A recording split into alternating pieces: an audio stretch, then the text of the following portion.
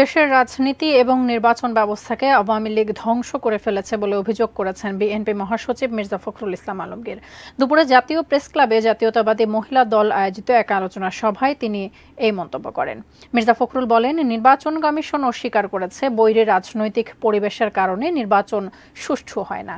এই কারণেই ৬৩টি রাজনৈতিক দল নির্বাচনে অংশ নেয়নি। সুষ্ঠু ভোট হলে আওয়ামী লীগ 10টি আসনও পাবে না বলে দাবি করেন বিএনপির মহাসচিব। দেশ কঠিন সময় পার করছে মন্তব্য করে তিনি বলেন, সাধারণ মানুষ মাছ মাংস ডিম তো দূরের কথা, শাকসবজি কিনে খেতেও হিমশিম খাচ্ছে।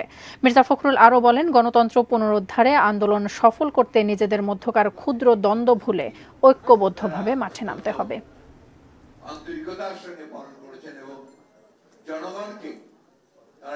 আওয়ামী লীগ যে পরিস্থিতি সৃষ্টি করেছে তাতে কোনো দলই তো নির্বাচনে আসে না।